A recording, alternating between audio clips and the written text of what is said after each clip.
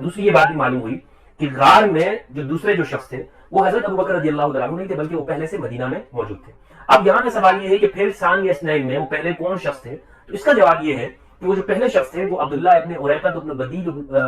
بنی بدیل بنی بکر سے تھے، اور یہ کون ہے؟ یہ کافر تھا۔ قرآن مجید فرقان حمید کی سورۃ التوبہ کی آیت نمبر 40 میں اللہ رب العزت نے نبی کریم صلی اللہ علیہ وآلہ وسلم کے واقعہ ہجرت کا تذکرہ فرمایا، اور اس آیت میں سیدنا ابو بکر الصدیق رضی اللہ تعالی عنہ کو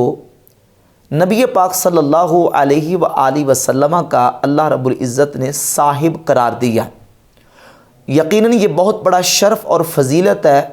صدیق اکبر رضی اللہ تعالی عنہ کے لیے کہ ان کو قرآن کی نص قطعی میں نبی پاک علیہ الصلوۃ والسلام کا صاحب یعنی صحابی قرار دیا گیا، اور یہ شرف اور فضیلت تمام صحابہ کرام علیہ رضوان میں سے صرف اور صرف سیدنا ابو بکر الصدیق رضی اللہ تعالی عنہ کو حاصل ہے۔ اس منقبت کا انکار کرنے کے لیے، اس شرف اور فضیلت کا انکار کرنے کے لیے بعض روافظ کی طرف سے اور بعض تقیہ بعض روافظ کی طرف سے کچھ شبہات ڈالے گئے ہیں۔ انشاءاللہ تعالی آج کی گفتگو میں ان شبہات کا ازالہ انشاءاللہ تعالی دلائل کے ساتھ ہم کریں گے۔ یہ بات طے شدہ ہے کہ ہجرت کی رات غار ثور میں نبی پاک صلی اللہ علیہ وآلہ وسلم کی ذات اقدس کے ساتھ سیدنا ابو بکر صدیق رضی اللہ تعالی عنہ موجود تھے، اور قرآن نے اس کو اس انداز سے بیان فرمایا ہے۔ سورۃ التوبہ کی آیت نمبر 40 میں اللہ رب العزت فرماتا ہے، اعوذ باللہ من الشیطان الرجیم، بسم اللہ الرحمن الرحیم، الا تنصروہ فقد نصرہ اللہ، اگر تم اس کی مدد نہ کرو گے یعنی رسول کی مدد نہ کرو گے پس اللہ نے ان کی مدد کی۔ کب؟ اذ اخرجہ الذین کفروا ثانی اثنین اذ ہما فی الغار، جب کافروں نے ان کو نکالا تو وہ دو میں سے دوسرے تھے، اذ ہما فی الغار، جب وہ دونوں غار میں تھے، اذ یقول لصاحبہ، جب وہ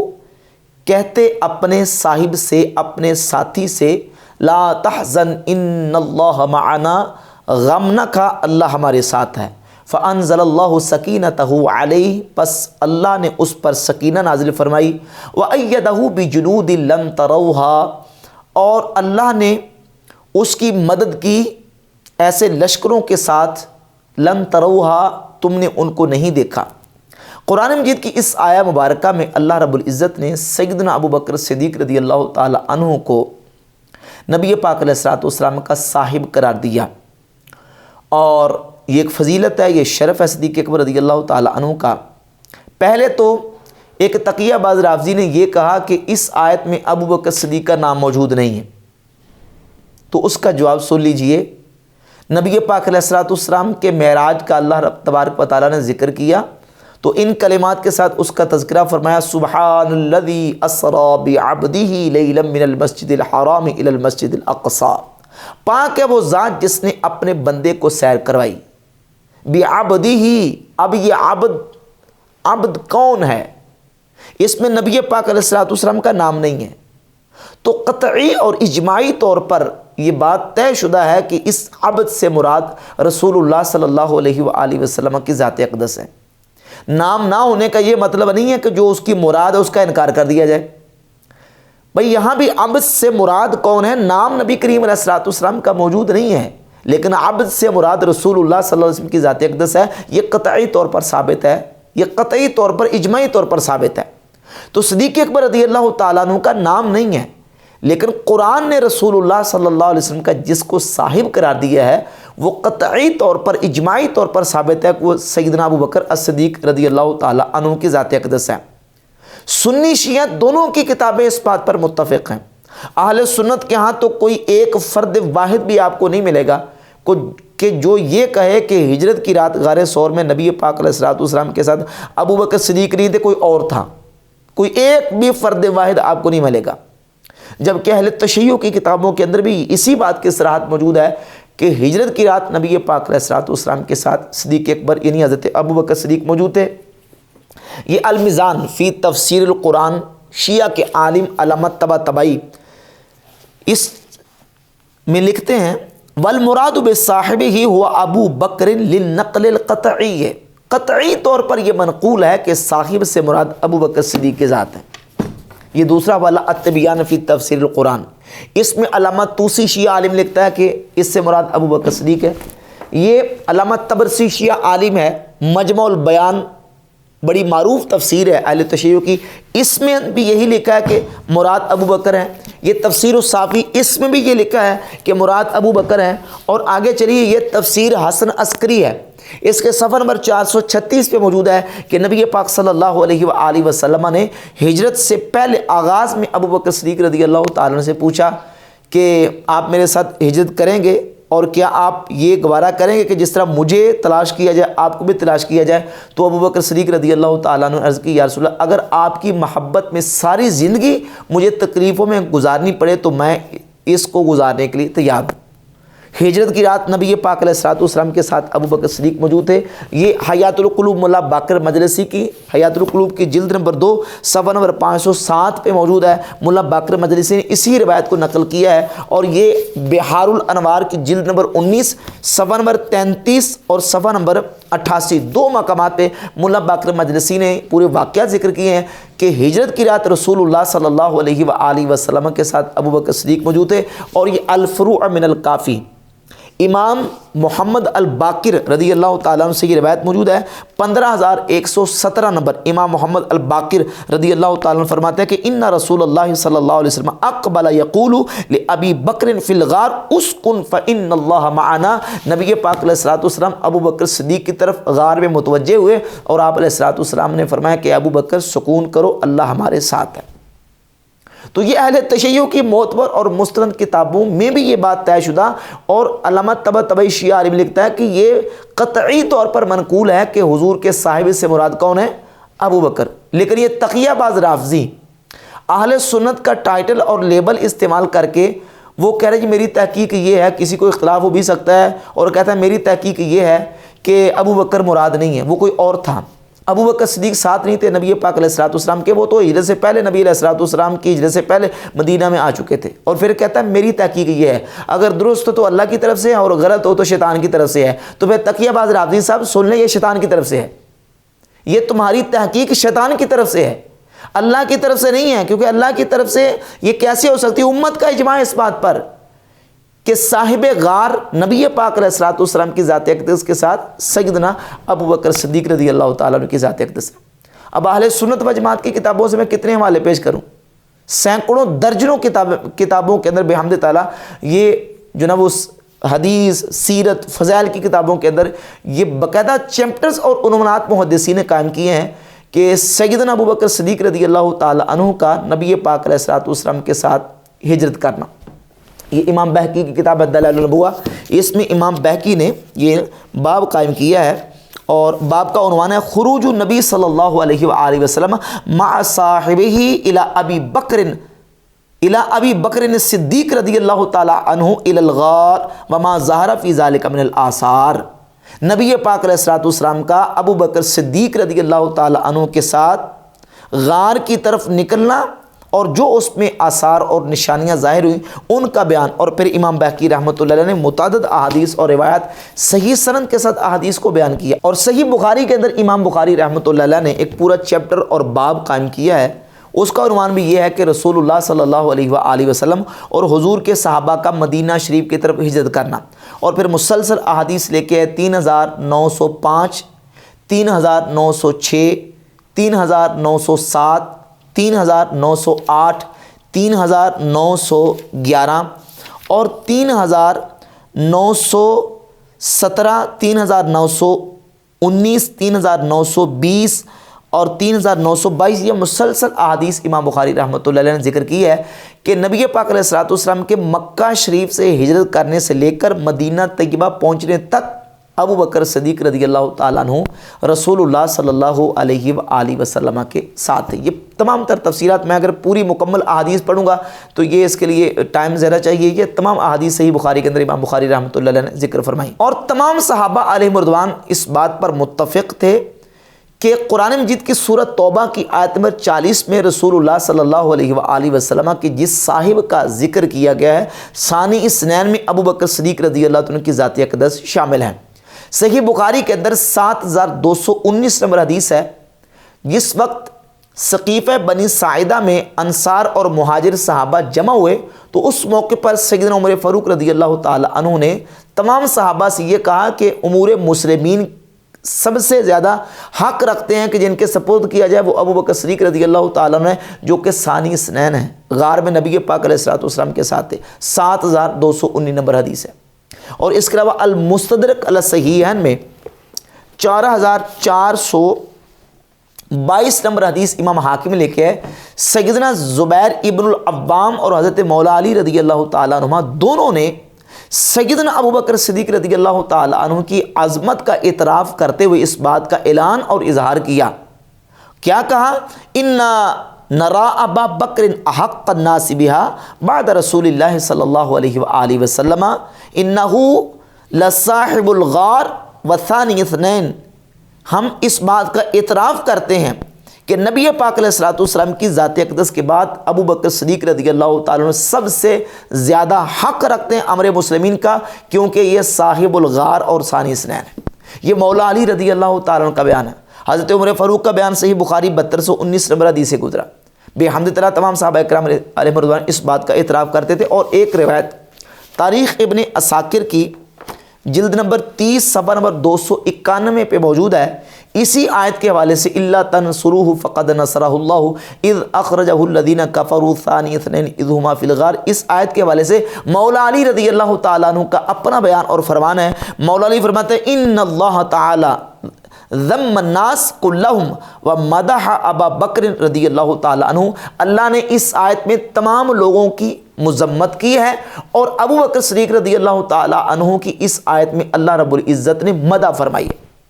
یعنی نبی پاک علیہ الصلوۃ والسلام کا صاحب صدیق اکبر رضی اللہ تعالیٰ عنہ کو قرار دیا گیا، تو یہ صدیق اکبر رضی اللہ تعالیٰ عنہ کی ذات اقدس کی مدح ہے۔ اور اس مقام پہ ایک اشکال بعض روافض کی طرف سے یہ بھی پیش کیا جاتا ہے کہ دیکھیے یہاں ابو بکر کو نبی علیہ الصلوۃ والسلام کا صاحب کہا گیا تو کیا ہوا؟ کیونکہ صاحب کا اطلاق تو قرآن مجید میں کفار پر بھی کیا گیا ہے، تو یہاں اگر صاحب کہہ دیا گیا تو کیا ہوا؟ تو اس کا جواب یہ سن لیں، کفار پر جہاں اطلاق ہوا صاحب کا، وہاں بطور ان کی اللہ تبارک و تعالیٰ نے وہاں مذمت بھی بیان فرمائی، ان کی اہانت اور اذلال فرمایا ہے۔ اور یہاں صدیق اکبر رضی اللہ تعالیٰ عنہ کو نبی پاک علیہ الصلوۃ والسلام کا اللہ تبارک و تعالیٰ نے صاحب قرار دے کے ان کی مدح فرمائی ہے۔ اگلے کلمات دیکھیں، اذ یقول لصاحبہ لا تحزن ان اللہ معنا۔ رسول فرما رہے ہیں اپنے صاحب سے کہ غم نہ کھو، اللہ ہمارے ساتھ ہے۔ رسول تو اپنے صاحب کو، اپنے ساتھی کو اللہ رب العزت کی معیت میں شامل فرما رہے ہیں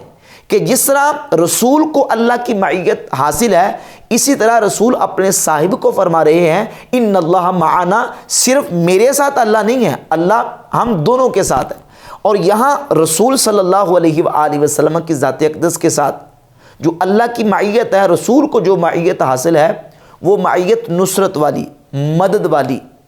اللہ رب العزت کی رحمت والی، مدد والی، اور اللہ رب العزت جل شانہ کی اون والی معیت نبی پاک علیہ الصلوۃ والسلام کو حاصل ہے۔ تو صدیق اکبر رضی اللہ تعالیٰ کی ذات اقدس کو بھی وہی معیت حاصل ہے جو رسول اللہ صلی اللہ علیہ وسلم کی ذات اقدس کو حاصل ہوئی۔ اور پھر اگلے کلمات ہے فَأَنزَلَ اللَّهُ سَكِينَتَهُ عَلَيْهِ، پس اللہ نے اس پر سکینہ نازل فرمائی۔ اس آیت کے اندر علیہ کے اندر ہی ضمیر کا جو مرجع ہے یہ کس کی طرف لوٹ رہی ہے؟ اگر ہم اس آیت کا سیاق کلام دیکھتے ہیں تفاسیر سے قطع نظر، تفاسیر کو ایک سائڈ پہ رکھ کے اگر عربی گرامر اور عربی لغت کے حساب سے دیکھتے ہیں تو یہاں ہی ضمیر لوٹ رہی ہے صاحب کی طرف، کیونکہ ضمیر کا یہ قانون اور اصول ہے کہ ضمیر مذکورات میں سے اقرب کی طرف لوٹتی ہے، یعنی ضمیر کو لٹایا جاتا ہے اقرب کی طرف، یہ ضروری ہے۔ اور یہاں ضمیر لوٹ رہی ہے اقرب صاحب کی طرف، کیونکہ پیچھے اگر عبارت کو مقدر نکالا جائے اذ یقول لصاحبہ، اذ یقول الرسول لصاحبہ لا تحزن ان اللہ معنا، کہ جب رسول اپنے صاحب سے کہتے، رسول کہتے اپنے صاحب سے، اب رسول کا ذکر پہلے اور صاحب کا ذکر بعد میں، یعنی ضمیر کو اگر ہم پیچھے لوٹاتے ہیں تو پہلے صاحب کا کلمہ ذکر ہوتا ہے، تو اب یہ جو ضمیر ہے وہ لوٹے گی صاحب کی طرف، کیونکہ صاحب جو ہے وہ رسول کی بنسبت یہاں عبارت میں اقرب ہے۔ تو فَأَنزَلَ اللَّهُ سَكِينَتَهُ عَلَيْهِ، پس اللہ نے اس پر سکینہ نازل فرمائی، یعنی رسول کے صاحب پر سکینہ نازل فرمائی۔ یہ بھی ابو بکر صدیق رضی اللہ تعالیٰ عنہ کی ایک ان کا کمال اور ان کا شرف اور ان کی فضیلت ہے۔ یہاں یہ بات بھی ایک قرینہ ہے کہ پیچھے جو ذکر ہوا کہ لا تحزن ان اللہ معنا، اگر ضمیر کو رسول کی طرف لٹایا جائے تو یہاں قرینہ بتا رہا ہے کہ یہاں ضمیر صاحب کی طرف لوٹے گی۔ کیوں؟ کیونکہ اس لیے کہ یہاں حزن اور غم حاصل ہوا ہے صاحب کو، رسول کو نہیں، کیونکہ رسول اللہ صلی اللہ علیہ وسلم اس موقع پر ساکن القلب اور قوی النفس تھے۔ نبی کریم علیہ السلام کو حزن اور غم نہیں ہوا، حزن اور غم ہوا ہے ابو بکر صدیق کو۔ تو جس کو حزن اور غم حاصل ہوا ہے، محتاجی بھی سکینہ کی اس کو ہے۔ یہاں رسول اللہ صلی اللہ علیہ وسلم کی ذات اقدس کو حزن نہیں ہو، حزن ابو بکر صدیق کو ہوا، لہذا سکینہ بھی اللہ نے ابو بکر صدیق رضی اللہ تعالیٰ عنہ پر نازل فرمائی۔ اس کے علاوہ اس تقیہ باز رافضی نے ایک اشکال یہ بھی پیش کیا کہ ام المؤمنین سیدتنا عائشہ صدیقہ رضی اللہ تعالیٰ عنہ فرماتی ہیں کہ قرآن مجید کا کچھ بھی ہمارے بارے میں نازل نہیں ہوا سوائے ان آیات کے جو میری براعت میں نازل ہوئی ہیں۔ اس سے ثابت ہوا کہ حضرت ابو بکر صدیق رضی اللہ عنہ کی شان میں قرآن مجید کی کوئی آیت نازل نہیں ہوئی۔ حالانکہ اس بیان کا، اس قول کا یہ ہرگز مطلب نہیں ہے، بلکہ سیدہ عائشہ صدیقہ رضی اللہ تعالیٰ عنہ جو فرمانا چاہ رہی ہیں وہ فرمانا یہ چاہ رہی ہیں کہ ابو بکر صدیق رضی اللہ تعالیٰ عنہ کی اولاد کے بارے میں قرآن مجید کی کوئی آیت نازل نہیں ہوئی سوائے ان آیات کے جو اللہ نے میری برات میں، سیدہ عائشہ کی برات میں نازل فرمائی ہیں۔ تو یہ بات ان کا بیان بالکل درست ہے کہ صدیق اکبر رضی اللہ عنہ کی اولاد میں سے، صدیق اکبر کے بیٹوں یا ان کی بیٹیوں کے حوالے سے کسی کے بارے میں قرآن مجید کی کوئی آیت نازل نہیں ہوئی، صرف سیدہ عائشہ صدیقہ رضی اللہ تعالیٰ عنہ کے بارے میں نازل ہوئی۔ رہ گئی بات سیدنا ابو بکر صدیق رضی اللہ عنہ کی خود اپنی ذات کی، تو ان کی ذات کے حوالے سے قرآن مجید کی کئی آیات نازل ہوئی ہیں، جن میں سے سورۃ توبہ کی آیت نمبر 40 میں اللہ تبارک و تعالیٰ نے صدیق اکبر رضی اللہ تعالیٰ عنہ کو نبی پاک علیہ الصلوۃ والسلام کا صاحب قرار دیا۔ اس کے علاوہ ایک اور اشکال اس تقیہ باز رافضی نے یہ ڈالا ہے کہ دیکھیں بخاری شریف میں حدیث ہے کہ نبی پاک علیہ الصلوۃ والسلام کے مدینہ شریف میں پہنچنے سے پہلے جو اولین مہاجرین صحابہ مدینہ شریف آ چکے تھے، ان کی امامت حضرت سالم مولا ابو حذیفہ رضی اللہ تعالیٰ عنہ کرایا کرتے تھے۔ صحیح بخاری کے 692 نمبر حدیث پہ یہ موجود ہے، اور 7175 نمبر حدیث کے اندر موجود ہے کہ ان اولین مہاجرین صحابہ میں حضرت ابو بکر صدیق رضی اللہ تعالیٰ عنہ بھی حضرت ابو حذیفہ کے غلام حضرت سالم کے پیچھے نمازیں پڑھا کرتے تھے۔ لہذا ثابت ہوا کہ ابو بکر صدیق تو نبی پاک علیہ الصلوۃ والسلام کے ہجرت کرنے سے پہلے ہی ہجرت کر کے مدینہ شریف آ چکے تھے۔ حالانکہ اس روایت سے اور اس حدیث سے یہ بات بالکل ثابت نہیں ہوتی، یہ بحمد تعالیٰ انبار ہے احادیث کا جو صدیق اکبر رضی اللہ تعالیٰ عنہ کی نبی پاک علیہ الصلوۃ والسلام کے ساتھ معیت اور ہجرت کو بیان کر رہا ہے۔ اب اس حدیث کا شارحین نے مطلب اور معنی کیا بیان کیا؟ معنی یہ بیان کیا کہ جو 692 نمبر حدیث ہے اس میں تو یہ موجود ہے کہ جو اولین مہاجرین صحابہ تھے ان کی امامت نبی پاک علیہ الصلوۃ والسلام کے مدینہ آنے سے پہلے حضرت سالم کروایا کرتے تھے، لیکن 7175 نمبر حدیث میں یہ نہیں ہے کہ حضور کے مدینہ آنے سے پہلے، اس میں صرف اتنا ہے کہ حضرت سالم اولین مہاجرین صحابہ کی امامت کروایا کرتے تھے۔ اس میں نبی پاک علیہ الصلوۃ والسلام کے ہجرت کرنے سے پہلے کا ذکر موجود نہیں ہے۔ تو صدیق اکبر رضی اللہ تعالیٰ عنہ نبی پاک علیہ الصلوۃ والسلام کے ساتھ ہجرت کر کے آئے تھے۔ البتہ یہ ہے کہ شارحین نے لکھا کہ جب حضرت صدیق اکبر قباء میں نماز پڑھتے تھے تو اولین مہاجرین صحابہ جہاں نماز پڑھتے تھے، ابو بکر صدیق بھی ان کے ساتھ حضرت سالم کے پیچھے نمازیں پڑھا کرتے تھے۔ یہ اس حدیث کا بالکل واضح مطلب ہے۔ اور اس کے علاوہ ایک بہت بڑا اشکال اور ایک بہت بڑا دھوکہ اس تقیہ باز رافضی نے یہ دیا ہے اور کہا ہے کہ میری تحقیق اور دلائل سے یہ ثابت ہے کہ ابو بکر صدیق ہجرت کی رات نبی پاک علیہ الصلوۃ والسلام کے ساتھ نہیں تھے، وہ جو حضور کے ساتھ حضور کے صاحب تھے نا، وہ عبداللہ بن اریقط ایک مکہ کے مشرک تھے جن کو نبی علیہ الصلوۃ والسلام نے اجرت پر اپنے ساتھ لیا تھا، وہ تھے ابو بکر صدیق نہیں تھے، اور حوالہ دیا الکامل فی تاریخ کا۔ یہ میرے پاس الکامل فی تاریخ موجود ہے، جلد نمبر 2 صفحہ نمبر 73 پر پورا ڈیٹیل واقعہ موجود ہے بحمد تعالیٰ کہ نبی پاک علیہ الصلوۃ والسلام کی ذات اقدس کے ساتھ صدیق اکبر موجود تھے، اور ابو بکر صدیق رضی اللہ تعالیٰ عنہ نبی پاک علیہ الصلوۃ والسلام کی بارگاہ اقدس میں پوچھ رہے ہیں کہ یا رسول اللہ کیا میں بھی آپ کی صحبت میں آپ کے ساتھ ہجرت کروں گا؟ تو حضور نے فرمایا کہ ہاں ابو بکر آپ بھی میرے ساتھ ہوں گے۔ فبکا ابو بکر من الفرح، ابو بکر صدیق رضی اللہ تعالیٰ عنہ خوشی سے رو پڑے۔ فاستأجرا عبداللہ ابن اریقط من بنی دیل، نبی پاک علیہ الصلوۃ والسلام نے اور ابو بکر صدیق دونوں نے، فاستأجرا تسنیہ کا صیغہ ہے، دونوں نے عبداللہ بن اریقط کو اجرت پہ لیا۔ وکانا مشرکن یدلہما علی الطریق، وہ مشرک تھا اور اس نے دونوں کو رستہ بتایا۔ ولم یعلم بخروج رسول اللہ صلی اللہ علیہ وآلہ وسلم غیر ابی بکر و علی و آل ابی بکر، سیدنا ابو بکر صدیق اور مولا علی اور ابو بکر صدیق رضی اللہ عنہ کے اہل خانہ اور ان کے گھر والوں اور اولاد کے علاوہ کوئی بھی نبی پاک علیہ الصلوۃ والسلام کے بارے میں نہیں جانتا تھا کہ حضور کب ہجرت کریں گے اور نبی پاک علیہ الصلوۃ والسلام کس طرف نکل کے تشریف لے گئے۔